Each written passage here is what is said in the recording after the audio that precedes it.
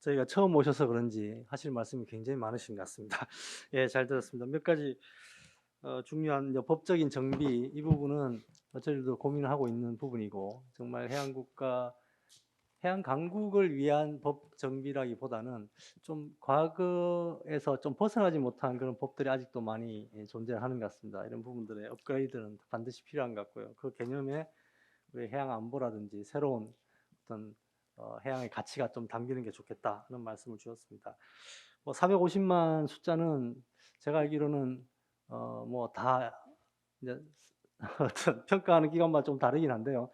다 포함된 것으로 저는 생각을 하고 있고, 임관 교수님은 초해양 강국이라고 말씀하신 건 아니고 초해양 국가, 그러니까 보통의 해양 국가들과는 차이가 나는, 우리나라는 이미 해양에 굉장히 해양이 중심이 되는 국가의 체질을 가지고 있다, 이런 차원에서 저는 말씀하신 것으로 그렇게 이해를 하고 있습니다.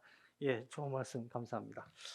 자, 그럼 오늘 토론의 마지막으로 우리 해양진흥공사의 윤상호 실장님, 오늘 또 업계를 대표해서는 거의 유일하게 예, 참석해 주신 말씀 부탁드리겠습니다.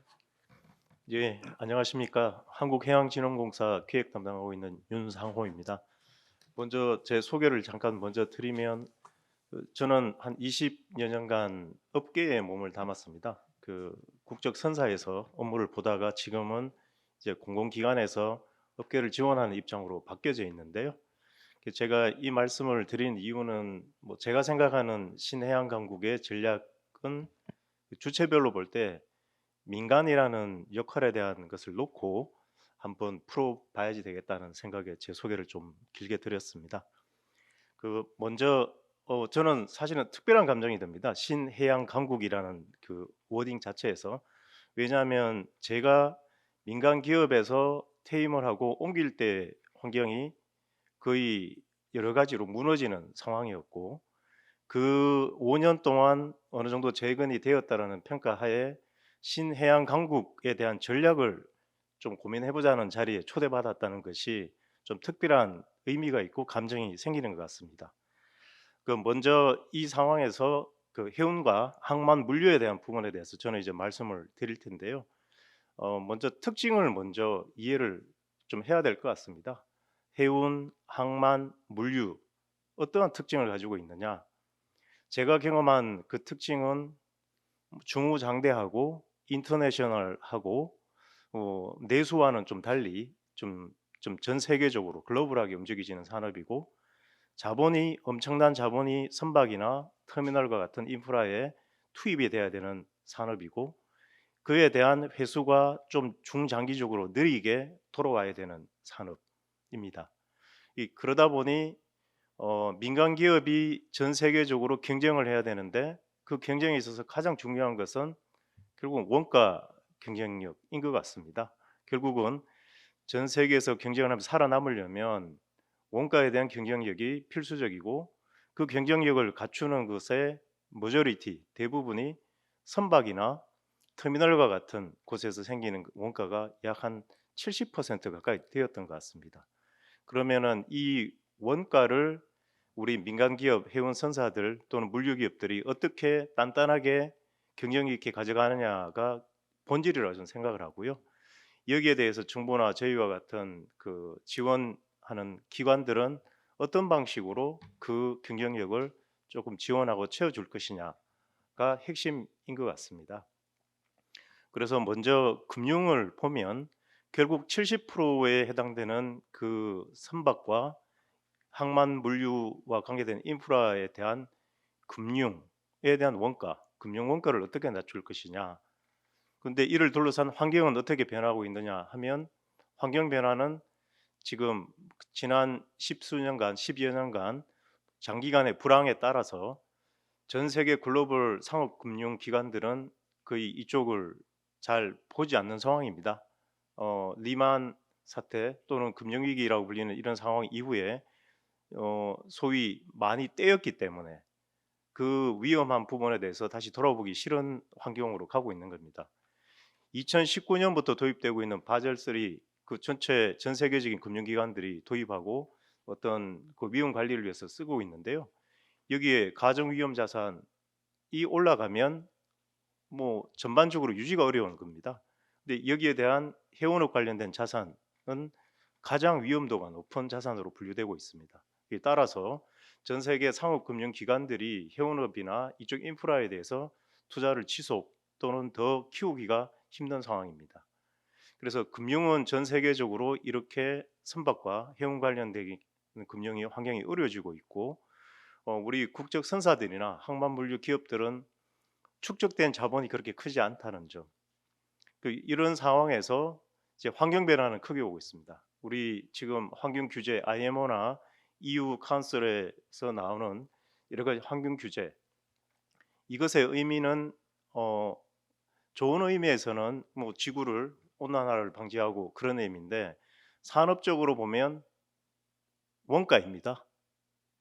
우리 기업들 입장에서 봐서는 다른 게 아니고 다 원가입니다. 친환경의 규제에 대응하기 위해서는 친환경 선박이 필요하고 또는 친환경 선박이 아니면 친환경화할 수 있는 부속 장치가 필요하고 그것이 안 되면 저유황유라는 값비싼 연료를 떼야 되는 게 몸에 와닿는 실질적인 변화입니다. 그래서 거기에 대응을 어떻게 하느냐가 산업 현장에 있는 우리 그 민간 기업들은 피부로 느끼는 것일 거고요. 여기에 대해서 정부나 공적 금융기관에서는 그럼 어떤 역할을 해줄 것이냐에 대한 고민 그리고 실행 방안들이 필요해왔고 앞으로도 필요할 것 같습니다. 또 다른 하나의 변화의 흐름은 디지타이제이션인 것 같습니다. 아까 4차 산업혁명 이야기도 많이 하셨는데 소위 이야기하는 운동장의 룰이 바뀌어지는 그런 경험을 하고 있습니다. 환경 규제와 더불어서 지금 소위 머스크라든지 전 세계적인 선사들이 아까 저희 그 부원장님 소개에서도 있었습니다. 선사가 아닌 물류 유통기업으로 지금 변모하고 있습니다. 이 담벼락이 없어지는 상황입니다. 그 본질은 뭐냐? 디지털라이제이션, 소위 이야기하는 디지털이라는 무기를 등에 업고 전체를 융복합으로 가져가는 게 전 세계적인 추세입니다. 거기에 각각의 물류 노드별로 있던 엔티티들, 선사, 터미널, 그리고 포워더, 트러커를 다 묶는 엔티티들을 묶어서 가져가는 M&A들도 진행이 되고 있고 제가 보기에 이러한 종합물류화라고 불리는 M&A의 변화의 중심에는 시스템의 통폐합이라는 부분 그것이 기술적으로는 블록체인이라는 것으로 뒷받침해 주는 게 지금 큰 흐름입니다. 그래서 이러한 환경 규제에 대한 변화와 디지타이제이션이라는 디지털화에 대한 변화는 지금 모두가 인지를 하고는 있는데 문제는 어떻게 대응을 하느냐의 문제입니다. 그래서 제가 생각할 때 이 전략을 이야기할 때에 제 생각은 주체별로 구체적인 것이 설정이 되는 것이 필요하다. 그래서 전체의 이 대응에 대한 8할 이상은 민간에서 가야지 된다. 민간 선사, 민간 물류 기업들이 대응을 하고 가야 된다라고 보고 있고요. 나머지 20%를 어떻게 스포트하고 지원할 거냐를 저희와 같은 공적 기관에서 채워줘야 될 부분이라고 보고 있습니다. 그래서 어, 지금 말씀이 좀 길어지는 것 같은데요. 향후에 이 전략에 대해서 구체화시키고 가져가는 부분들은 저는 아까 이야기드린 큰 변화, 환경 규제라는 변화와 디지타이제이션이라는 변화에 맞춰서 민간 주체들이 어떻게 경쟁력을 확보할 수 있는지에 대해서 공적 기관 또는 정부에서 대응하고 준비해 주는 것이 기본 골자이고요. 한 가지만 더 말씀드리면 아까 미국의 이야기 50년 된 기본적인 계획이 뼈대를 갖고 이제까지 오고 있다는 부분 발표도 해주셨고 제가 알기로 영국 정부에서도 해운과 관계되는 이 전략을 50년 계획을 수립을 하는 걸로 알고 있습니다. 그러면 저희 주된 자산이 선박인데 선박의 내용 연수가 20년, 25년 됩니다. 최소한 한 30년 정도의 긴 호흡의 어떤 전략이 준비가 되고 그 호흡 하에서 10년, 5년 연 단위의 이 플랜이 좀 필요할 것이다라고 보고 있고요. 이 부분에 있어서 오늘 이 자리를 주최해 준 우리 KMI의 역할에 대한 큰 기대도 있고 거기에 대해서 저희 제가 몸담고 있는 기관에서도 많은 스포트가 필요할 걸로 보고 있습니다. 그래서 이런 부분들이 전체적으로 잘 어울려지면 전체 여러 가지 변화들, 도전들이 있을 텐데 뭐 딱히 이게 전략이다라기보다는 그런 변화에 잘 대응할 수 있는 탄력성을 확보하는 것, 그걸 주체적으로 끌고 갈 수 있는 조직별의 역할들을 분명하게 하는 것, 이게 굉장히 중요해 보인다라고 말씀드리겠습니다. 예, 감사합니다. 네, 윤 시장님 고맙습니다. 뭐 우리 박동선 단장님도 신의 한 강국의 어떤 개념, 또 우리 윤 시장님도 민간의 경쟁력을 높이는 해양 강국 전략에 대한 언급을 해주셨습니다. 아주 좋은 지적이라고 생각합니다. 자, 시간이 한 5분 내지 10분 정도 남았는데요. 우리 이동윤 교수님 혹시 마지막에 좀 더 코멘트 하실 부분 있으면 듣고, 그다음 우리 정희승 이사장님하고 우리 박광렬 원장님 혹시 코멘트 있으시면 짧게 코멘트를 제가 좀 부탁을 좀 드리겠습니다. 마이크는 준비가 되어 있습니다. 예, 이동윤 교수님부터. 네. 예, 뭐 오늘 뭐 좋은 말씀 많이 들었습니다. 그 고빈다라얀 또 뭐 고빈다라잔 또는 하는 이제 발음은 그런데 그 이제 그분이 이제 지은 이제 책이 이제 Beyond the Idea라는 뭐 그런 책이 있죠. 이제 혁신을 하는데 이제 우리가 혁신에 대한 이제 의사 결정과 혁신 계획을 수립하는 문제와 이제 혁신을 이제 실행하는 문제인데 이제 실행이 굉장히 중요하다. 이제 이런 이야기를 이제 하고 있습니다. 그래서 이분이 이제 모델 이제 S, 모델 R, 모델 C를 이제 제안하고 있는데 모델 S는 이제 small 이제 innovation, 그러니까 조그마한 이제 그 우리 작은 분야에서 날 수 있는 이제 그런 이제 혁신을 말하고요. 모델 R은 이제 repeatable innovation에서 이제 이 반복적으로 할 수 있는 뭐 그런 또 이노베이션을 말하고 모델 C가 이제 좀 큰 건데 요게 이제 그 카스텀 이노베이션에서 이제 고객에 맞춤형 그런 이제 혁신이고 이게 이제 어떻게 보면 이제 거시적 구조적 계획이 들어가 있습니다. 오늘 이제 그 제가 이제 지금까지 조금 뭐 해양 분야에 머물면서 뭐 최초로 연구한 분야가 이제 원양어업의 허가 제도를 시작해 가지고 뭐 해운 산업에 대한 것들 뭐 특히 부산항의 부산 신항 또는 북항 재개발 또는 이제 북항의 재활용 문제 또는 이제 뭐 저 해적 문제도 제가 좀 달아서 또 아이모에서 좀 가보기도 해보고 또 뭐 해양 안보 문제도 좀 다뤄보고 이렇게 이제 뭐 깊이는 없이 이것저것들을 많이 달아봤는데요. 이때 느낀 게 이제 이 분야가 이제 굉장히 연결이 안 되고 있다. 이제 이런 것들을 많이 느꼈습니다. 그래서 이제 오늘도 보면 이제 우리가 이제 어떤 세미나를 가면 우리나라는 해양 국가인가에 대해서 의문을 제기하는 뭐 그런 이제 시각도 있고요.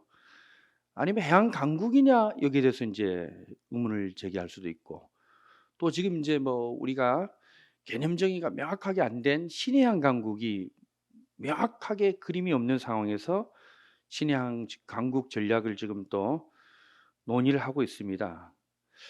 그래서 이 개념 정의가 이제 사실은 좀 이제 해양수산개발원 같이 좀 국책연구기관에서 좀 명확히 정리가 돼야 되고요.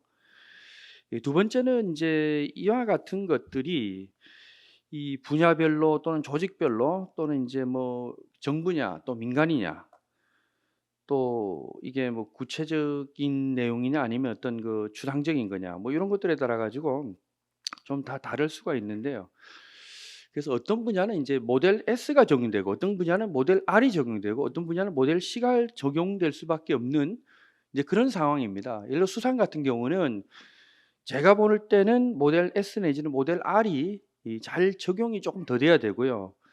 좀 다른 분야 같은 데는 이제 우리 조직 문제 같은 거는 특히 모델 C로 좀 나가야 되는데 상당히 이런 부분이 이제 공존할 수밖에 없는 이제 그런 시간들을 좀 보내야 되고 그것은 때로는 이제 우리가 이 자리에서 내가 여기 조금 적합하지 않느냐. 예를 들어 뭐 우리가 이제 해운 이야기하면 그 굉장히 거대 장비 산업이라든지 자본 산업이긴 하지만 또 일부 우리 또 해양 문화에는 또 그렇지 않은 부분도 있거든요. 그래서 이제 각자의 시각에서 이런 이야기들이 현재 되고 있기 때문에 이것이 굉장히 융합하는데 좀 어려움이 있다 이렇게 좀 말씀드립니다.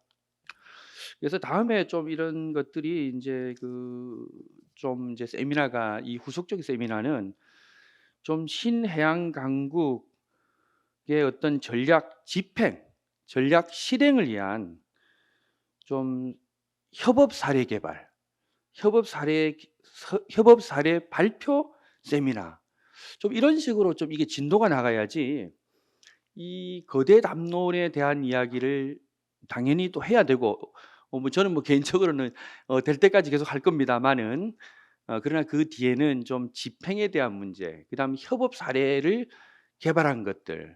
뭐 그전에 보면 이제 수산에서 하나는 인도네시아에서 수산 양식을 하면서 그 양식에 필요한 그 물류를 통해서 하고 또 해운으로 하고 거기에 또 배도 짓는 조선도 하고 이런 모범적인 사례가 과거에 있었습니다. 좀 한 20년 전에 있었는데 이 잘 받아들이지 않는 겁니다. 이게 이와 같이 분절적인 정부 내에서 굉장히 어렵기 때문에 오늘 이제 그 해양수산 개발원에서 굉장히 좋은 이제 세미나를 하셨는데 앞으로는 좀 이와 같은 거대 담론과 또는 아까 제가 말씀드린 전략이 실행되고 특히 이제 협업 사례가 우리가 구체적으로 논의하는 이제 그런 것들로 이어지면은 아마 오늘의 모임이 상당히 의미 있는 것으로 첫발이 되지 않겠나 이제 그런 생각을 합니다. 예, 감사합니다.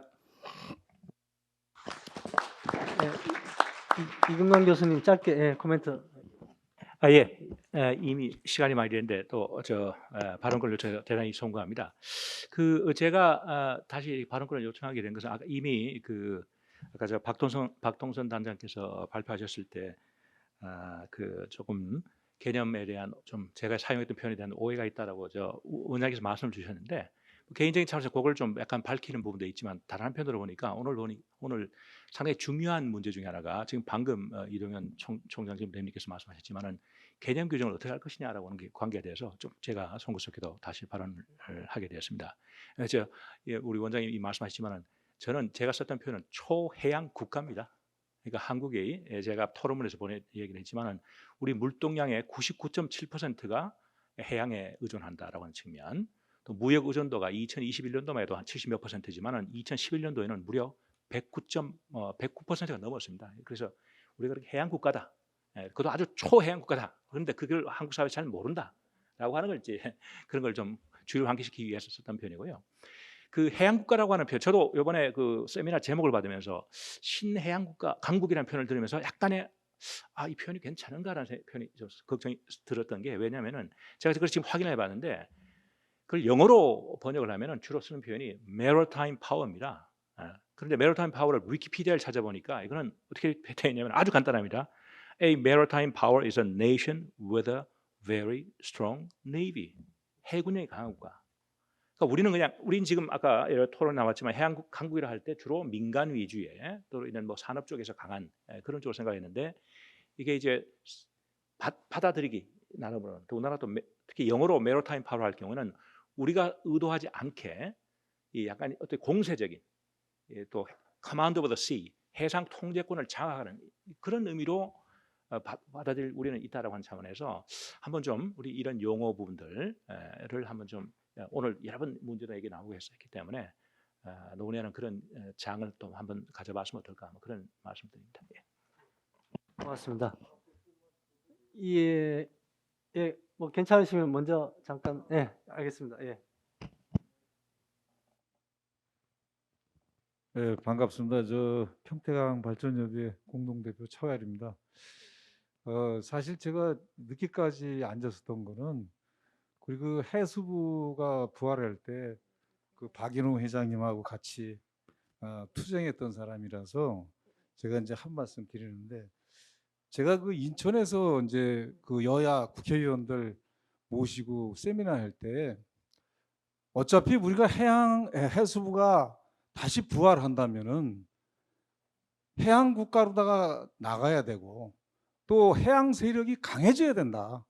그래서 여기 지금 그 해군의 그 예비역 장군님도 오셨습니다만은 해군도 포함시키고 또 해경도 포함시키고 또 아까 그 선박 얘기했습니다만은 해양에 관계된 모든 그 맨파워들은 해수부다 다 직결시켜야 된다. 그래야 마스터 플랜을 만들고 또 앞으로 우리가 G1, G2까지도 우리가 갈 수 있다.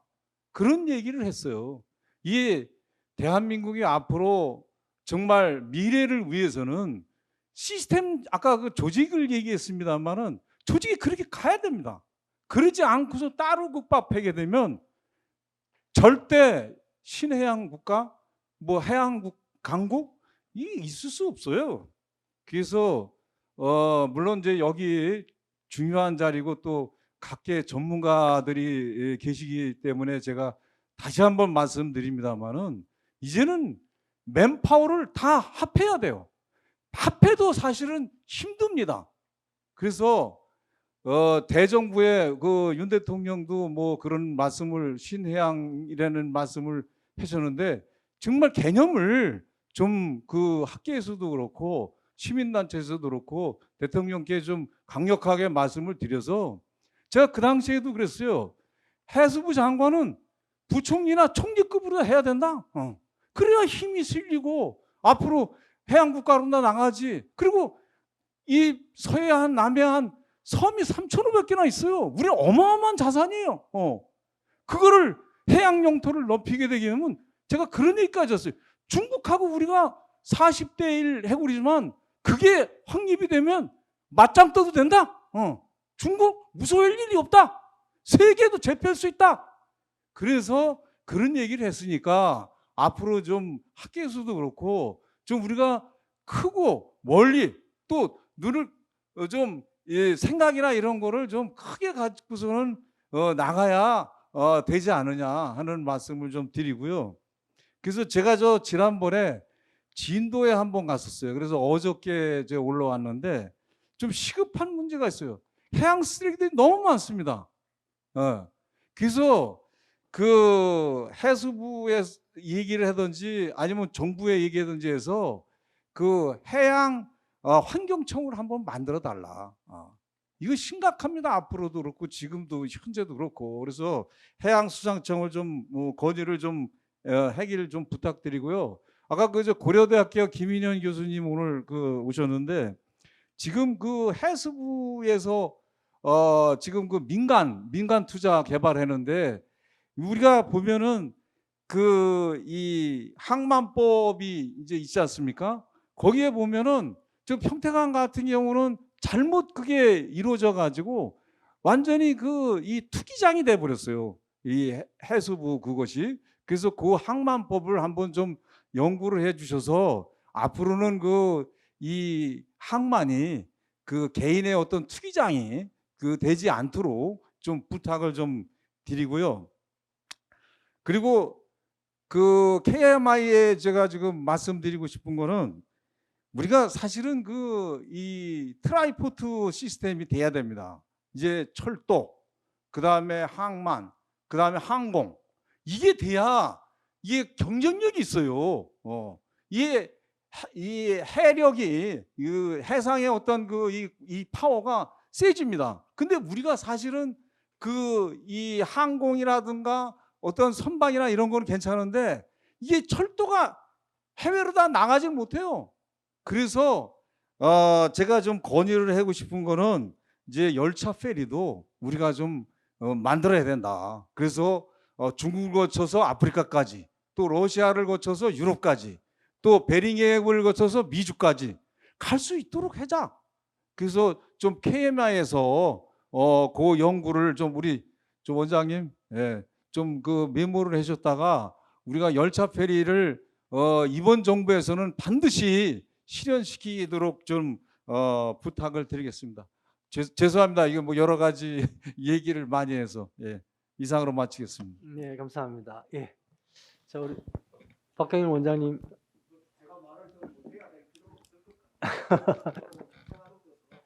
예, 이사장님 괜찮으시겠습니까? 예, 오늘 처음부터 끝까지 이렇게 쭉 앉으셔서 또 저희들 말씀 다 듣고 하신 걸로 저는 또 혹시 또 말씀 있으실까봐 언제든지 뭐 저하고 연락하시면 될 것 같고요. 혹시 다음에 기회가 되면 좀 더 포멀한 자리에서 말씀을 듣도록 그렇게 하겠습니다. 예, 말씀하시죠. 예. 예, 감사합니다. 저는 이제 한국도시재생연구원의 김종현입니다. 물론 이제 한국도시재생연구원이 어떻게 해서 여기까지 참여하냐는 동기는 사실 저는 2000년도에 노무현 장관님 대통령이죠. 그때 제가 GIS를 이용한 부조물 내지는 쓰레기 그걸 제가 최초로 제안을 해서 영향을 딴 적이 있습니다. 근데 그런 계기로 해양에 대해서 관심을 갖기 시작을 했는데요. 지금 이제 아까 지금 김동훈 교수님께서 정말 신해양 강국이 앞뒤가 안 맞는 얘기라는 걸 정말 솔직하게 말씀을 드린 게 저는 찬성합니다. 그리고 지금 현재 박동선 장군님께서는 말씀을 드릴게요. 우리는 육군이 굉장히 강합니다. 근데 가상의 적, 예를 들자면 일본을 상대를 합시다. 그러면 다음에 미국의 적을 상대를 하고 해양 강국이라면 해군이 그만큼 강국이 돼야 됩니다. 같은 이꼬르가 돼야 되지 절대로 해양 강국이 해군이 앞서지 않으면 될 수가 없습니다. 그래서 가상의 적 한마디로 일본을 상대로 해서 대비를 하고 미국을 상대로 대비를 해야 됩니다. 육군은 어차피 저쪽에 놔둬버리고요. 그래서 저는 진정한 해군 국방 자주권을 수요하셔야 한다는 얘기입니다. 그 더 이상 말씀 못 드리겠고 세 번째는 뭐냐면은 다들 제도적인 면, 물류 내지는 여러 가지를 말씀을 하셨습니다. 제가 듣고 싶었던 것은 오늘은 뭐냐면 저는 크루즈 관광, 소위 크루즈 산업이 된 것이 기자재부터 시작해서 어마어마하게 우리가 지금 앞으로 도입을 해야 할 상황입니다. 그런데 여기서는 오늘 한마디도 크루즈 관광에 대해서는 물론 관광 얘기가 나왔습니다만은 들어본 적이 없고요. 그래서 저는 제가 드리고 싶은 것은 바로 이제 그 크루즈 관광에 대해서 조금 더 관심 있게 보시고 관심 있게 좀 연구를 했으면 고맙습니다. 그래서 마지막으로는 어디입니까?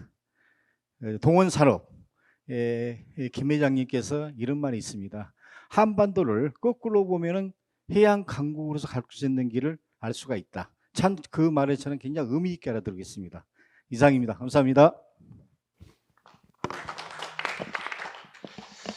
네, 감사합니다. 아마 더 하시고 싶은 말씀들이 있으실 걸로 생각이 듭니다. 시간이 저희들이 충분치 못해서 대단히 송구하다는 말씀드립니다. 오늘 굉장히 많은 말씀들 또 좋은 의견들이 있었습니다. 뭐 해양강국 또 신해양강국 뭐 개념 정리도 돼야겠지만 우리가 공통적으로 느끼는 것들이 있죠. 우리나라의 지정학적 위치는 해양강국을 되기 위한 굉장히 아주 기본적인 요충지라고 저희 생각을 하고 있습니다. 이거 뭐 바꿀 수 없는 거라고 저는 생각을 합니다. 과연 여기에다가 우리가 어떤 통합적인 또 집합적인 노력과 의지 또 산업계에서의 어떤 정말 절실한 노력 또 해양 영토 수요를 위한 우리의 어떤 국방력 그리고 이게 또 지속 가능하게 만드는 어떤 제도적인 기반 또 기술적인 격차 또 글로벌 리더십 이런 것들이 다 뭉쳐져야 가능합니다. 여기 플러스에서 우리한테 주어져 있는 현안적 문제가 해결이 돼야 되는 거죠. 굉장히 갈 길이 멀고 하나하나 따지고 보면 정말 너무너무 어려운 과제들입니다. 그럼에도 불구하고 우리가 해양강국을 가고자 하는 그런 의지와 그 의지를 표현하는 어떤 기회를 만들지 않으면 이 많은 장벽들을 어떻게 넘어갈 수 있겠습니까? 그렇게 만들어도 어려울 것 같습니다. 저희들이 오늘 이제 첫 번째 시도를 했습니다. 앞으로 계속해서 이런 노력들을 할 것이고요. 가끔 이런 말을 합니다. 우리나라의 바다는 뭐 육지 면적의 4.5배 뭐 바다에 무한한 가능성이 있다. 사실은 절반만 맞는 객관적인 표현입니다. 우리나라의 바다는 지구 바다의 0.1%입니다. 4.5배가 되는 바다를 물론 이용하고 관리하고 지키고 해야 되는 그 당연히 우리가 해야 됩니다. 그걸 통해서 해양 강국의 기틀을 마련하는 것은 너무나 당연한 일이고요. 과연 99.9%가 밖에 있는데 과연 99.9%를 놓고 놔두고 0.1%로 정말로 모든 세계 국가들이 대한민국은 강국이구나 해양 강국이구나 이런 말씀을 하기는 어려울 거라고 생각합니다. 그래서 이 국제적인 리더십과 또 국가 간의 협력 또 다른 국가보다 앞서 있는 기술력 이런 것들이 동반이 돼야 99.9%에 접근할 수 있지 않을까. 그리고 당연히 국가로서의 어떤 윤리감이나 그에 대한 책임감은 있어야 되겠죠. 이런 부분들이 다 아우러져야 해양국가의 길이 보이지 않을까 하는 생각이 동시에 듭니다. 그래서 오늘 주신 말씀들 저희들 잘 기록을 해서 또 빠뜨린 말씀들도 아마 있으실 것 같은데 기회가 되면 공람을 해서 저희들이 좀 더 보완해가지고 해양강국의 기본 방향에 대한 그런 보고서를 연말까지 KMI가 만들어 보겠습니다. 큰 틀의 방향을 만들고 우리 전문가들께 의견을 듣고 보완을 해 나가는 탑다운이 아니라 바텀업으로 만든 첫 번째 해양 비전을 한번 저희 KMI가 여러분들과 같이 노력해서 만들어 볼까 그렇게 생각을 하고 있습니다. 그때도 많이 도와주시고 또 모자라는 부분은 또 채워주시고 또 앞으로 첫 발자국이라고 생각을 하시고 꾸준히 지속적으로 저희들과 협력해 주시기를 부탁을 드리면서 오늘 장시간 이렇게 제한된 공간에서 모셨는데 너무 죄송하고요. 좀 더 편안한 자리에서 다음에 모실 수 있도록 노력하겠습니다. 오늘 대단히 고맙고 오늘 발표자, 토론자 큰 박수로 축하를 드리겠습니다.